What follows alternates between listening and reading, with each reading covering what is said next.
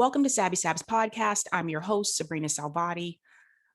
I debated doing a video about the conflict between Israel and Palestine for a number of reasons, but I also wanted to get my thoughts together before I talked about it. So I've decided to go ahead and do that video.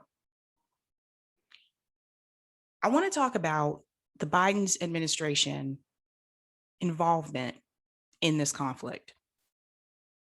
Now, a couple of days ago, when Biden was asked about the Israel-Palestine conflict, this is what he said. The president spoke with Israeli Prime Minister Netanyahu, reaffirmed his strong support for Israel's right to defend itself against rocket attacks from Hamas and other terrorist groups in Gaza, and condemned these indiscriminate attacks against Israel. That was just a couple of days ago. This morning, Biden has issued a different response. Surprise, surprise.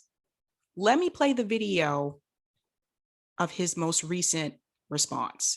All people should be able to practice their faith with dignity, without fear of harassment or violence. We will defend the right of all as we stand with you. That's why I ended the shameful Muslim travel ban. And that's why this administration will speak out for religious freedom for all people, including Uyghurs in China and Rohingya in Burma. We also believe Palestinians and Israelis equally deserve to live in safety and security and enjoy equal measure of freedom, prosperity, and democracy. And my administration is going to continue to engage Palestinians and Israelis and other regional partners to work towards sustained calm. And in the tradition of Eid, we remain mindful of all those struggling around the world. Okay, key word there is equal, right? Because that's different from what he said a couple of days ago. Biden said that Israel has a right to defend itself. A couple days ago, Biden said that he would stand by Israel. A couple days ago. Now he's saying that he wants to ensure equal treatment for Israel and for Palestine. But if he wanted to ensure equal treatment, then why is the US government still supporting Israel? The Biden administration, this is just recently, they just approved $735 million weapon sale to Israel. They just approved that. That doesn't really go along with what he just said this morning. If the US government is providing weapon sales to Israel, obviously Israel is going to have the advantage, which they already do right now in this conflict. And the US is going to give them more weapons. The US isn't giving Palestinians weapons, not according to what came out this morning. So how is this equal treatment? This is the kind of thing, like, I want you guys to pay attention to what they say and what they do. Anyone can get on camera and give a great speech. Obama did that a lot. But what you have to pay attention to are their actions. Right now, with this conflict, Israel has the advantage. The Palestinians do not. What is essentially happening to Palestinians in Israel is horrific. And if the US government is giving Israel more weapons to fight in this, that means that more Palestinians will be killed.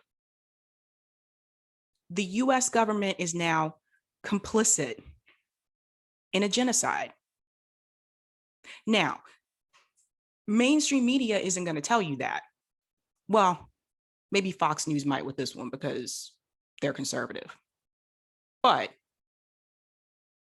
they're not going to tell you this. They're not going to say the words that I just said, that you're complicit in a genocide. This is not one of those those circumstances where we can say that we were not involved.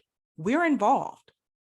I'm seeing videos and pictures of kids, innocent children being killed because of this conflict. I've seen videos of people in Israel being interviewed saying like, yeah, you should just, we want to get rid of them. We should just blow them up. They're talking about the Palestinians. This is one of those cases where I want to bring up religion here because I think that this is important. People have a right to practice whatever religion they want. We, as a society, should not get to determine what religion someone wants to practice. So if you have Palestinians and they are Muslim, they have the right to practice that religion, whether you believe it's right or not. When people talk about separation of church and state, when I used to live down south, this was a big topic. People used to talk about this a lot. People used to say, well, this is what happens when you take prayer out of schools. This is what happens when you don't have God involved in the education system. I disagree with that. I don't agree with a state or a country being run by religion, because you will always have people in that state or that country that don't practice that religion. And they shouldn't have to be forced to do so. Palestinians have a right to be Muslim. I don't want anyone to take this as me being, anti-Semitic, because I am not. But I feel like somebody needs to speak up for the Palestinians here. I want to show you a video of a 10-year-old girl. I want to show you what happened to her community. I'm always sick. I'm always, I don't know. I can't do anything. See all of this. What do you expect me to do? Fix it? I'm only 10. I can't even do anything this morning. I just want to be a doctor or anything to help my people, but I can't. I'm just a kid. I don't even know what to do. I get scared, but not really that much. I do anything for my people, but I don't know what to do. I'm just 10. I'm just 10. All of this, when I see it, I literally cry every day, saying to myself, why do we deserve this? What did we do to this? My family said they just hate us. They just don't like us because we are Muslims. Why does Muslims act for you like that? We're just kids. You see all of the kids around me? They're just kids. Why wouldn't you just send a missile to them and kill them? It's not fair. It's not fair. I wanted to show you that video because I wanted you to see the effect of war on children, the effect of war on families. That little girl is 10 years old. I don't know about you guys, but when I was 10, I didn't have to worry about a missile coming into my community, destroying the buildings that people live in. I didn't have to worry about that. No child should have to worry about that. And yet here we are. Oftentimes we hear Republicans and Democrats, when they talk about conflicts in other countries, when they talk about war, and when we are involved in some way, shape, or form, they always make it seem like we're doing the greater good. We're the good guys. We're helping the good guys. And in this instance, Biden's administration has made it seem like we're doing the right thing because we're helping Israel and Israel is the good guys. After what you just saw in that video, does that look good to you? I don't see how anyone can watch that video and think this is okay. I don't know how anyone can watch that video and not feel sympathy. If that video doesn't touch you, why? Why doesn't it? Because they're Muslim? I've said this before and I said it again. People have the right to practice whatever religion they choose. I just can't imagine going through that. I don't even have kids.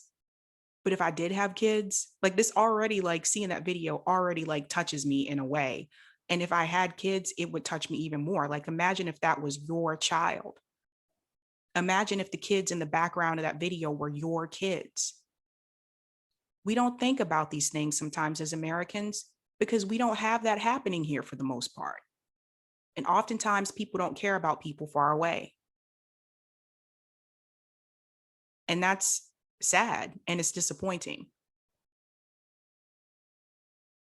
But oftentimes we hear Democrats and Republicans talk about war again and making it seem like we are involved in these conflicts because we're helping the good guys. We're doing the right thing.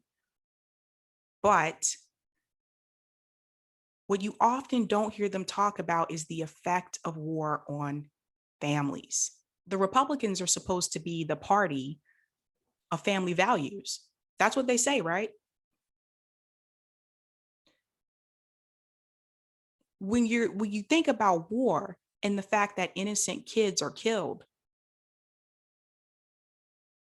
that's family values. But you don't hear them talk about it. Democrats, same thing. You don't hear them talk about like the effect, how this affects the children, how this affects the families, innocent people that had nothing to do with this. I think the last time we've seen these types of impacts on television was probably Vietnam.